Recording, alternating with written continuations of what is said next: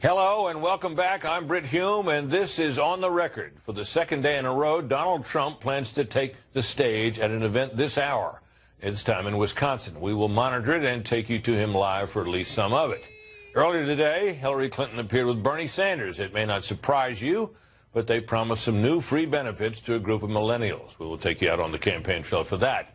Tonight, the Real Clear Politics polling average shows Mrs. Clinton with a 2.9-point lead in a two-way race, and as you can see, a 2.2 lead in a four-way contest. However, only two polls in that average include any sampling since Monday night's debate. At this hour, meanwhile, the betting odds continue to favor Clinton over Trump by, as you'll see there in just a moment, 68.7% to 29.6%. More on all of that stuff shortly, but first, the biggest political news of the day comes not from the campaign trail, but from Capitol Hill, where for the first time in his presidency, an Obama veto has been overridden. It came on a bill to permit American citizens to sue foreign governments over state-sponsored acts of terrorism. The votes to override his veto were not close in either house. Fox News Chief Washington correspondent James Rosen reports from the White House. James? Rick, good evening. Today's back-to-back votes in the Senate and in the House saw large numbers of congressional Democrats joining with the Republicans to override the president's veto. Speaking to CNN today at Fort Lee Army Base in Central Virginia, the president called those votes a mistake and said they will set a bad precedent. And it's an example of why sometimes you have to do what's hard. And frankly, I wish Congress here had done what's hard. I didn't expect it because voting, if you're perceived as voting against 9/11 families before an election, not surprisingly, that's a hard vote for people to take. But it would have been the right thing to do. In the end, the first override of an Obama veto so deep into his second term unfolded with stunning swiftness. The Senate vote was 97-1, the lone holdout being Senate Minority Leader Harry Reid, Democrat of Nevada, who is retiring. Senators Tim Kaine and Bernie Sanders, both out on the stump for the Clinton-Kaine ticket today, did not cast votes. In the House, which voted a short time later, the tally was 348-77, with 123 Democrats siding against the White House. Almost 24 Republicans switched their original position on the bill and voted to sustain the president's veto. The Justice Against Sponsors of Terrorism Act, or JASTA, will now empower victims of the 9/11 attacks and their families to sue Saudi Arabia for damages. The 9/11 Commission found no evidence the Saudi government funded al-Qaeda, but allegations about such links have persisted through the release in July of 28 pages of classified material relating to that question. The president argued this law would expose the U.S. to lawsuits around the world, but even many who agreed with him did not change their vote. The chief argument used by JASTA's detractors is not strong. In fact, it's flimsy. When weighed against the moral imperative, we have to do right by the families of the 9/11 victims. The choice is clear. I urge my colleagues, override. I'm going to support passage of this legislation today, but I do so understanding that there could be, in fact, unintended consequences that work against our national interest. Now, this law does appear to contain one provision that could effectively nullify it, and one that we're told the 9/11 families agreed to. Section 5 of this law provides that United States courts can halt any lawsuit brought against a sovereign power like Saudi Arabia if the Secretary of State shows up in that court, or by letter if you will, and certifies to that court that the United States is engaged in, quote, good faith negotiations with that foreign country that's being sued in order to resolve those claims. The court can halt that lawsuit for up to 6 months. At the end of that period, if the Attorney General of the United States signals to the court that he wants that extension to remain in place, that halt to the lawsuit, it could go for another 6 months. And another 6 months. You get the idea, Britt. I do, James. We've seen this sort of thing many times. Thank you very much.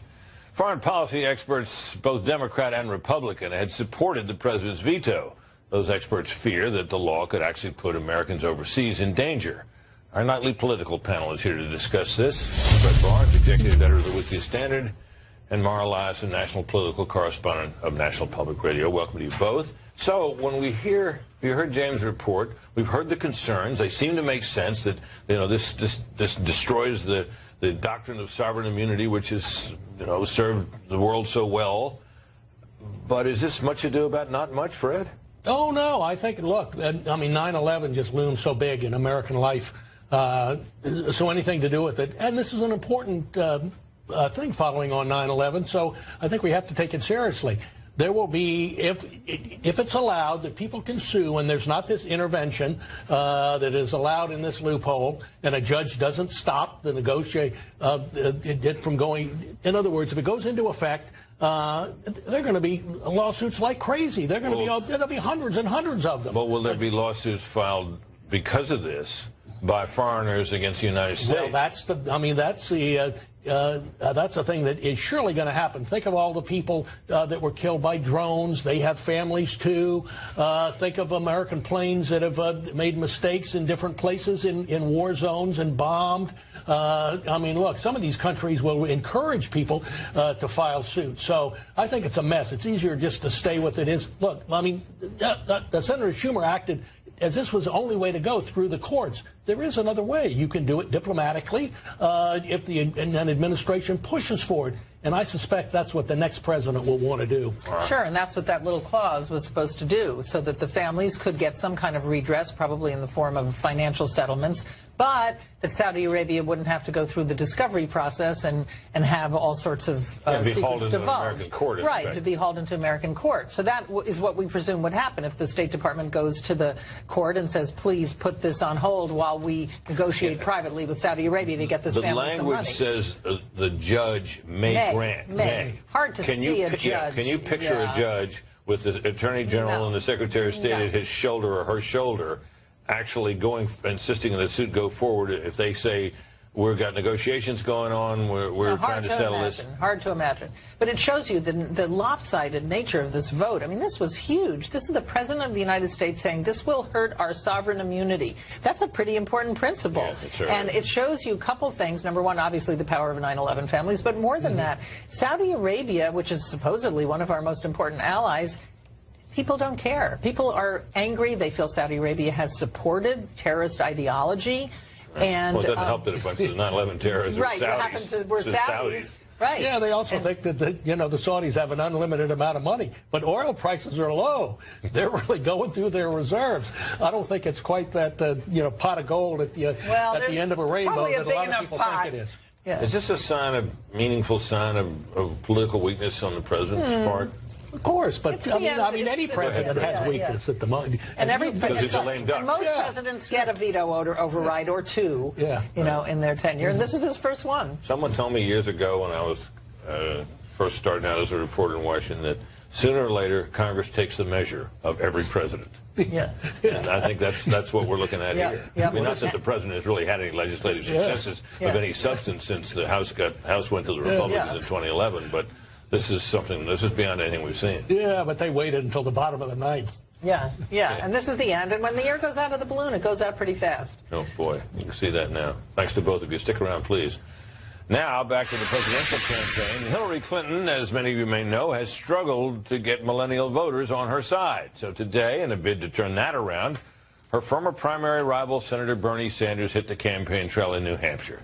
Fox News correspondent Jennifer Griffin is live in Durham, New Hampshire, at the site of that earlier event. Hi, Jennifer. Hi, Britt. Well, as you know, Hillary Clinton is having trouble with millennials. This is only the second time that she and Bernie Sanders have campaigned together since he endorsed her in July. But she needs him right now. That's why they were here on a college campus in New Hampshire speaking to millennials. Here's what she said. Isn't this one of the strangest elections you've ever seen? I really sometimes don't know what to make of it. Standing on that debate stage the other night, I was especially thinking about that. Today, Clinton took a page out of Bernie's playbook, offering debt-free college education, essentially promising those families making under $125,000 a year free tuition at public universities and colleges, a plan that would essentially make college free for 83% of the population. No word how they would pay for that. Clinton also promised to forgive the debts of students who go into public or national service. It is imperative that we elect Hillary Clinton as our next president.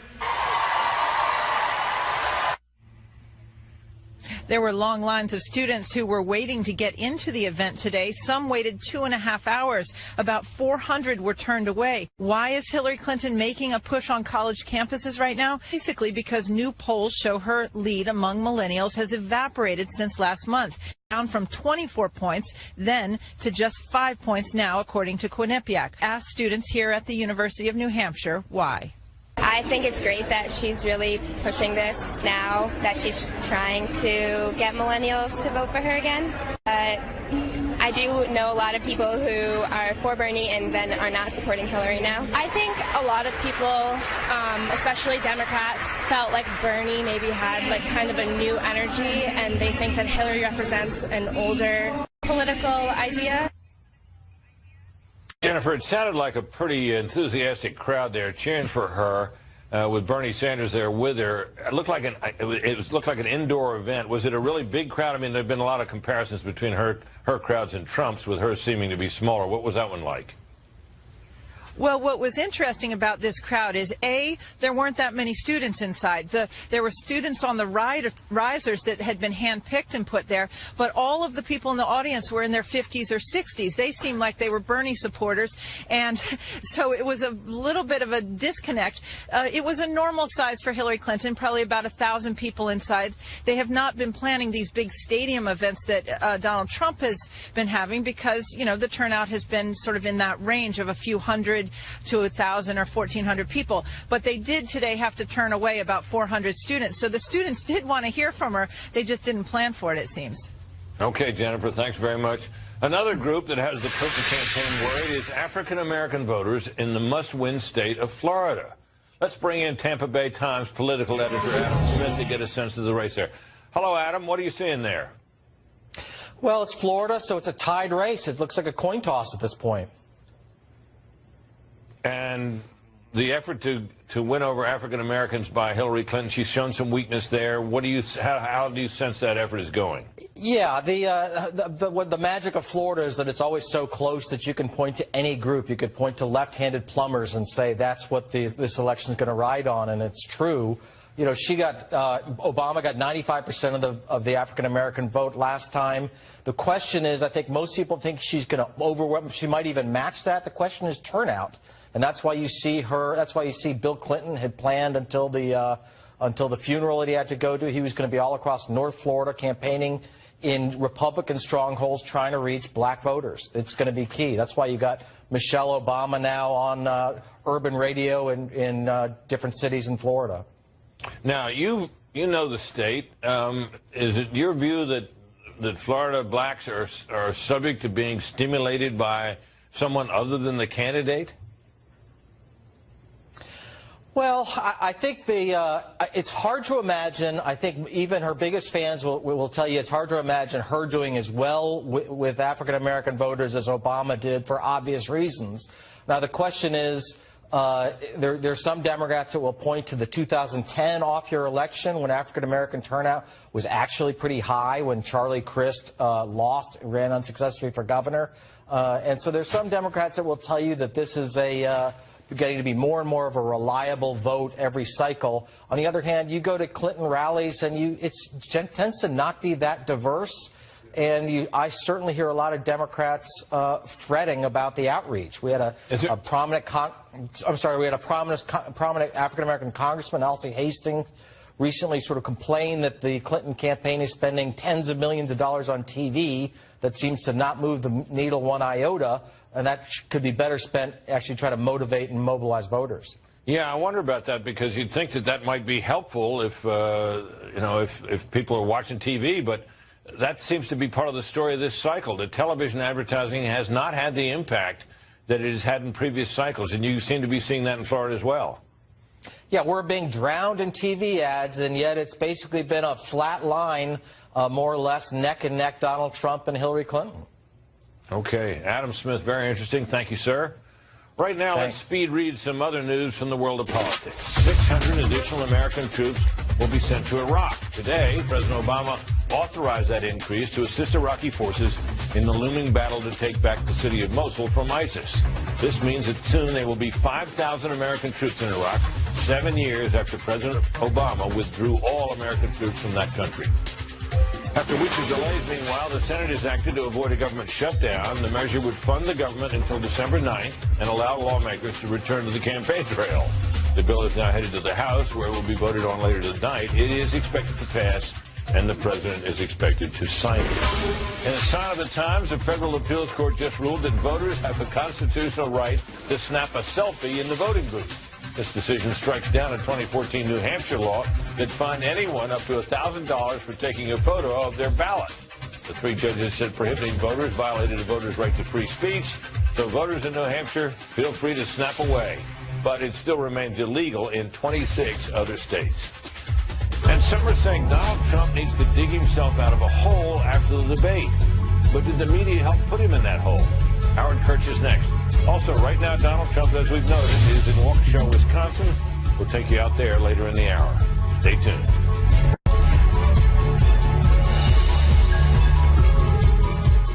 Many in the media declared Hillary Clinton the winner of the first presidential debate on Monday. Now the challenge for Donald Trump is to reverse any momentum she might have gained from that. Fox News media analyst and host of the Sunday show Media Buzz, Howard Kurtz, is here. Howard, I understand that there's a New York Times article that caught your attention. Well, we're in the post-debate spin wars right now, and this is an extraordinary piece in the New York Times today, Britt, because it quotes 7 Trump advisors, all anonymously, no names attached, as basically, what is the technical term, throwing him under the bus. The debate prep was awful. He wasn't paying enough attention. They found him to be erratic and impatient and subdued during the debate. They expressed frustration and discouragement. In other words, Britt, it wasn't their fault. It was the candidate. That's remarkable. I mean, what does it say to you? I mean, I take all of these are anonymous, right? Correct. 7 anonymous people are talking. Or at least most of them, yeah. And there's no way to know whether these are senior campaign advisors, part-time informal advisors, peripheral characters, or anything. There's no way to know, but these are experienced Times reporters, and I'm sure some of them are pretty essential to the campaign. Now, they may be trying to send a message through the press to Donald Trump that you got the second debate coming up in St. Louis, and you got to get a little bit more serious. Let's do mock debates. Or, you know, what happens in Washington, particularly if a candidate is perceived to being in trouble, and by the way, this is a close race, he's not in trouble yet, is that consultants and advisors start to worry more about salvaging their own reputations, and they do that by talking to reporters who are sympathetic. Now, I've talked to a source familiar with all these preparations who said the debate prep was a bit of a mess because there were too many people in the room, as many as a dozen at any one time. There were lots of conflicting advice, including others weighing in over the phone, and this source believes Donald Trump was over-prepared. But again, the remarkable thing here is that some of this is playing out in public. Yeah. This happened to Ronald Reagan in the first debate in 1984, where he really boned up, and he did poorly. They filled his head with facts and figures, and he couldn't be Reagan. Yeah. Now the question is, it didn't sound to me like that was Trump's problem in this debate, that he didn't seem to overfilled with facts and figures. He seemed like he sort of missed opportunities that were presented by the flow of the debate itself. Right. Well, he had two things. He had trouble deflecting some of Hillary Clinton's attacks, or he over-responded to things that she brought up negatively about his record, rather than pivoting, as you like to do in a debate, to the positive points that you want to make. But the other thing that's going on here is Donald Trump has basically given one interview since then. I mean, he talked to reporters in the spin room with Fox and Friends, and he's now talking, and you have that clip for us? Let's listen to this. This is from Fox and Friends, Donald Trump. No, not at all. I didn't see it that way. At the end, maybe, the very last question, when she brought up the person that became, I know that person. That person was a Miss Universe person, and she was the worst we ever had. The worst, the absolute worst. She was impossible. And she was a Miss Universe contestant and ultimately a winner who they had a tremendously difficult time with as Miss Universe. She was the winner, and she gained a massive amount of weight, and it was a real problem. We had a real problem. Not only that, her attitude. So he was asked a question there. I probably should have mentioned this going in, about the perception that he'd run out of gas in the debate, and he answered with that. That being Alicia Machado, who was brought up by Hillary Clinton. This is 20 years ago, and she says that Trump got on her about her weight after she won the crown. My point here is... He called her names, right? He called her names, called her Miss Piggy, among others. My point here is, however Donald Trump did, and by the way, he thinks he won this debate, and he told that to me, and he's proclaimed that publicly. But the next morning, he's talking about Miss Universe from 20 years ago. That's not going to help him win the election. Well, it certainly isn't. And the whole that Miss Piggy stuff, it may not be too helpful with the female vote that he's not done well with.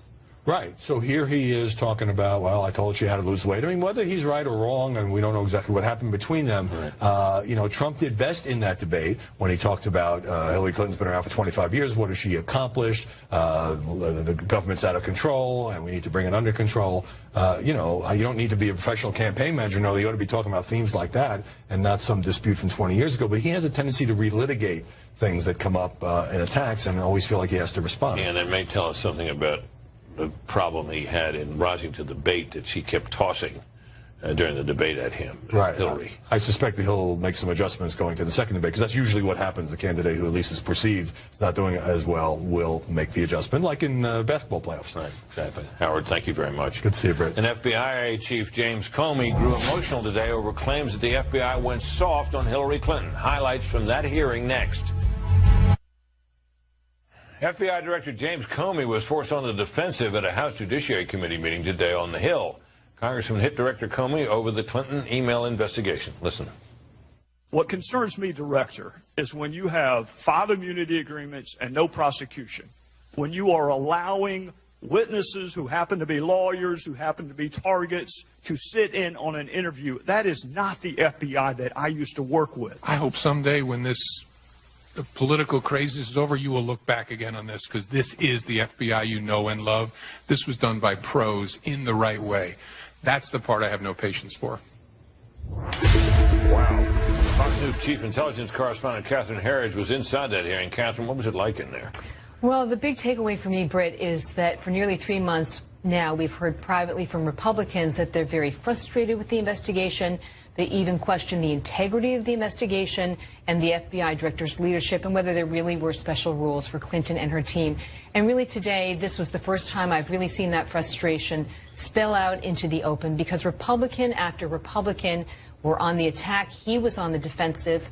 And the Democrats on the committee said this is all political, and they really tried to shore up Comey's position. Yeah, well, that's happened before. He mentioned there that people who were witnesses, lawyers who were witnesses in the case, were allowed to sit in on it. What was that all about? That was all about Cheryl Mills. Cheryl Mills was the chief of staff at the State Department when Clinton was there. She also functions as her personal attorney. So the criticism of Republicans is that Mills was able to wear different hats at different points in the investigation. And Mills also got an immunity deal from the Justice Department. And what we learned today is that it was much broader than initially reported. Yeah, because it was initially reported, the FBI said, look, we needed to get her laptop because there were some emails on there we wanted to see. We needed to see that laptop to conclude the investigation. And the only way we could get it was by granting her immunity from prosecution for anything that was found on the That's right, but what we learned... But it turns out that wasn't all there was to it? That's right. It turns out it was broader. There were also protections shielding Mills from prosecution on obstruction of justice, as well as the destruction of government records. And classified emails were found on the computer, and there was absolutely no consequence. So it was a broader deal. She was allowed to wear different hats, and Republicans say that is evidence that for Mrs. Clinton and her team, there were special rules in this circumstance. Did it seem to you during the course of the hearing, I mean, you saw that sort of strongly worded statement he made in response to Chairman Trey Gowdy. Did it seem to you that he'd won the skeptics over, or less so?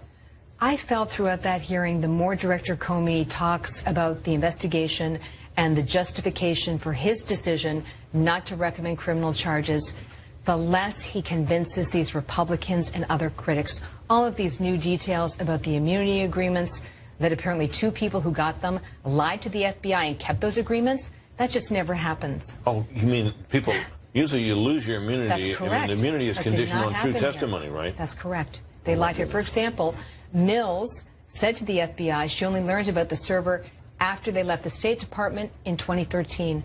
But an email was introduced at the hearing today that showed she was emailing Bill Clinton's aide, Justin Cooper, asking about whether the server was running 3 years earlier. Oh, my goodness. Catherine, thank you very You're much. welcome. Donald Trump's campaign has been built around increasing voter turnout, and at least one section of the population seems to flock to Trump more than it did Mitt Romney in 2012. An ABC News Washington Post poll of likely voters shows 76% of non-college educated white men picked Trump. In 2012, our Fox News exit poll on Election Day found 64% of non-educated white men picked Romney. So, is that margin big enough to really help Trump on Election Day? Democratic strategist Joe Trippi is here with me. Joe, he's doing well with that particular subset of the electorate. Doing amazing with it. I mean, it's... Yeah, there's another poll that shows he's beaten Romney in that category by 29 points. That one says 12. Ultimately, what does it mean? I mean, I think it's 29. I mean, I think he's doing... I don't think there's any doubt that Trump is pushing that number as higher than any Republican's ever done. His problem is that as he does that, he's losing college-educated whites, which is the first time in polling history that a Republican has lost that group.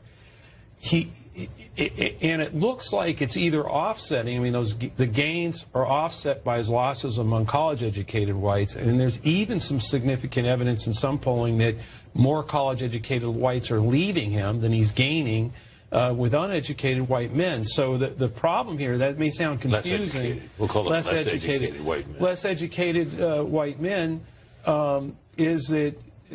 If that holds true, he cannot get. I don't see how he gets the. What you're telling me is that yes, it helps a lot to get the non-college educated white men and by a big margin. Right.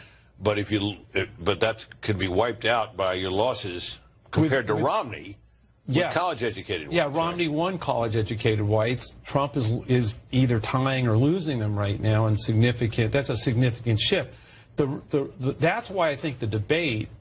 I think the debate, regardless of where anybody scored, was all really about who was going to do a better job for that white college-educated people. Wow, right. And I think I didn't see anything in that debate where I saw Trump making inroads with that group. In fact, I think a lot of the things that he did in that debate helped keep them and push them away still. That's what he has to solve, or he's not going to get there. Yeah, he was kind of the Trump of the primaries more than the Trump we've seen. Now we're seeing that, I think, today in the afternoon. Joe, well, before you go, there's one thing I do want to ask you. Since you managed Howard Dean's campaign, in 2004, and Dean himself said something that was pretty remarkable about Donald Trump and his debate performance. He said, because he was sniffling. Right. And he said in a tweet, cocaine user. What about that? Well, I think that was way over the line. I don't think he should have done it. I'd have advised him not to do it. Wouldn't be the first time he hadn't listened to me, though. But, should he apologize? Look, I think so. I think it's a mistake it doesn't help to imitate Trump. I mean, there was sort of a Trumpism way he did that I don't think. I mean, the kind of innuendo, throw it out there. Not really say it, but throw it out there. Yeah, throw it out there. Because I heard him subsequently say, look, I'm a doctor. Let us talk about it tonight. We're talking about it. So he didn't really allege it, as that graphic says, but he did certainly suggest it. Sure, well, which Trump is something Trump does that sometimes too. That's, I mean, I don't think it doesn't serve Hillary Clinton well to have a bunch of us out there sort of imitating some of the Trump tactics. I think it was better to take the higher road, and I would have advised him not to do it. But that would hurt him might hurt him with non-college educated cocaine use. Well, I think a lot of people thought it was crossing the line, Got it. a little bit. Thanks, Joe. It's always good to see you. One student at a U.S. public university is triggered by a character in a Harry Potter story. That and much more in our Campus Craziness segment next. Plus, First Lady Michelle Obama just went off on Donald Trump. We'll hear what she said about Trump at a Clinton rally coming up.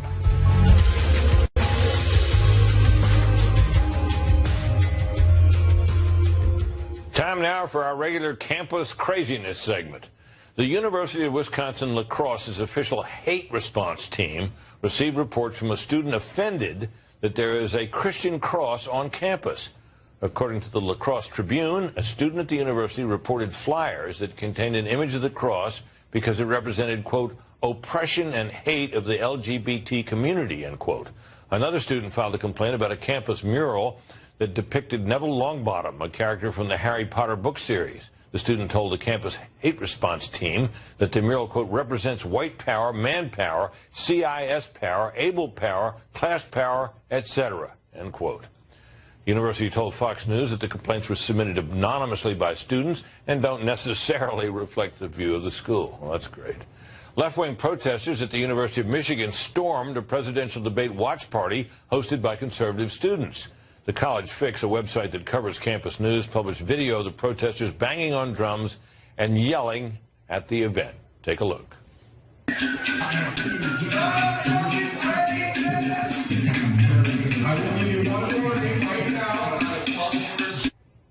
The University of Michigan told Fox News the incident was reported to police, but no charges will be filed.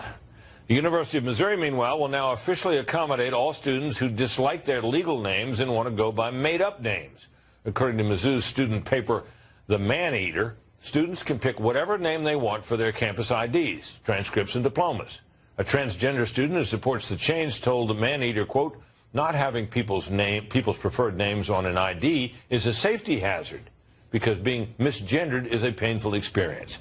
The decision also impacts foreign students who want to go by English names." On Monday, campus craziness took to the University of Kansas, where a meeting of the Young Americans for Freedom, a conservative student group, was interrupted by left-wing protesters. Now the leaders of the conservative group, Gabe Lipinski, is the target of a profanity-laden Twitter rant. The website Heat Street posted screenshots of now deleted tweets in which a graduate teaching assistant who is on the university payroll writes, "President Gabe at YAF at KU, this mother effer is tweeting like a Trump S blank. Can't wait to see you on campus walking around with a red armband." He also tweeted, "F off my campus, go study at Liberty University, and I'm getting a PhD. Can't wait to teach your kids someday how racist you are." If you have a campus craziness story, let us know. Email us and tell us about it at campuscraziness@foxnews.com. Events today, and at 2 rallies, First Lady Michelle Obama campaigned for her. At the first one in Philadelphia, the First Lady weighed in on the birther movement. People had all kinds of questions about what kind of President Barack would be. Things like, does he really understand us? Will he protect us? And then, of course, there are those who questioned and continue to question for the past 8 years whether my husband was even born in this country. And let me say, hurtful, deceitful questions deliberately designed to undermine his presidency, questions that cannot be blamed on others or swept under the rug by an insincere sentence uttered at a press conference. That, of course, a dig at Donald Trump, who said finally, after saying otherwise for quite a long time, that President Obama was indeed born here in this country. Our nightly political panel is back. The Weekly Standard's Fred Barnes and NPR's Mara Lassen. Well, this issue, Trump tried to put an end to this issue. It was part of the debate, and here it is again. And the critics of Mr. Trump and others like to say that the birther idea is racist. Is it racist? She didn't say that. No, Michelle she didn't Obama quite didn't say say that. She What didn't. it did do, I don't necessarily think it's racist. What it did, though, was it definitely undermined the legitimacy of President Barack Obama by suggesting that he wasn't constitutionally qualified to be president. Eligible. And they kept on doing it even after he produced his long-form birth certificate. And, up until just even this year, Donald Trump, who supposedly put it to rest in that press conference, brought it up again, was asked about it, but didn't apologize for it, and instead of backing away from it, blamed it on Hillary Clinton. Yeah, I don't think this issue helped Donald Trump in any way, but... In fact, I don't know if Michelle Obama would be talking about it if she didn't think it hurt him. Yes, and I don't know that it hurt him, but it's an issue now that the Democrats want to use. Hillary does. Mrs. Obama does as well, because they think it will help with that one group we've been talking about so much, that's African Americans. When you say it's a racist thing that he did, then that's the group you're aiming at. Now, I don't think it's racist at all. It's not a question. The whole birther thing is not a matter of race. It's a matter of nationality, of where he was born, whether he was a citizen or not. Now, look, I'm not blaming Obama for this, but I've always wondered why it took so long for him to release his birth certificate. Now, maybe he realized that this is going to hurt these people raising this, and to some extent it has hurt Donald Trump. He should have just cut it. I mean, when the birth certificate showed up, you're talking about Trump. I'm talking about Trump. When the birth certificate appeared, he should have said, "Okay, that was I'm in 2011." I'm aware of that. Yeah. Well, so does this persist? I mean, the issue seems to have been so utterly laid to rest, even by Trump's own words. I don't know if it was laid to rest by Trump's own words. There were 31 words grudgingly said, yes, okay, I want to move. Then later he said, I only said it because I wanted to move on and talk about other things. Campaign, right. Yes. So he didn't actually say it was proven in 2011. He's never explained why he talked about it after 2011 for years and years. Right. That's for sure. He kept it going. Look, now it seems to me that the people who are keeping it going are the... Yes, because what it says to African Americans was Donald Trump created his career. He entered presidential electoral speculation on the back of birtherism. He was the biggest birther there was. Yeah, is that really fair, though? And that really, he was the biggest birther there was. Well, I know that, but is it fair to say that's what launched his career? Because he's been, in cycle after cycle, he would walk up... When he was flirting the first time, back in 2011 with it... But he flirted before. He flirted with the presidency. He flirted before, but... several cycles back. Yes, the most recent episode... But look, in the African American community, this is a really big affront. And of course they're using it to gin up enthusiasm because they need to. As you saw earlier, she's having trouble putting together the Obama coalition, and they're going to do anything they can. What about her chances of doing that, I don't think his problem, and I don't think it's that the African American community so much is waiting for Trump to say something, but the media certainly is. And here's what they want him to say. They want to say, I was wrong, I apologize to President Obama.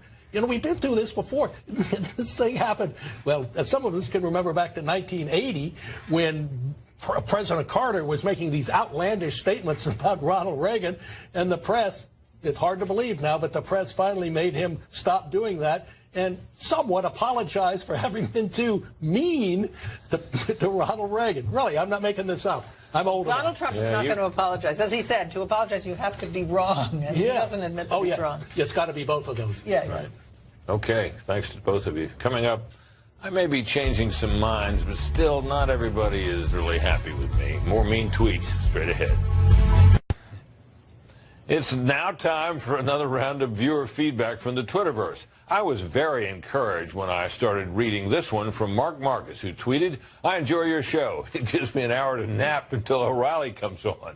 And Dan said, Britt, you are terrible, but you're growing on me. Keep up the good work. I sort of like this one, too, at first. Gene Goldfarb tweeted, I still think you're great, Britt, no matter what everyone else says. And the debate continues over which side I'm on. Someone called Django Bear had this to say, Britt Hume, shut up. We know you're a Trump hater biased for crooked Hillary. But Jay McCarthy Trump tweeted, Britt, you've become a pitiable shill for Donald Trump. It's embarrassing to watch. And finally, Grand Cracker said, come on, lay off Britt Hume. He is familiar and comfortable like your favorite blanket. Or better yet, Snuggie. Nice work on that photo there, fella. Thanks very much. Please keep the feedback coming, folks. We really do like hearing from you. Tweet me using @BrittHume or email ontherecord@foxnews.com. That's about it for us tonight, but please stick around, though, because the O'Reilly Factor's up next, and Bill has Donald Trump's first extensive interview since Monday night's debate. We leave you, as always, with our favorite political quote of the day. This from the late British publisher and writer Ernest Benn, who said, quote, politics is the art of looking for trouble, finding it whether it exists or not, diagnosing it incorrectly, and applying the wrong remedy. And if you used to DVR this show at 7 each night, your series recording may have vanished. So, do us a favor and yourself, go set up a new recording on your DVR so you never miss the show. And we will be back here tomorrow night at 7 Eastern. We hope you will, too. And please don't forget the O'Reilly Factor coming up next with Bill interviewing Donald Trump. Good night.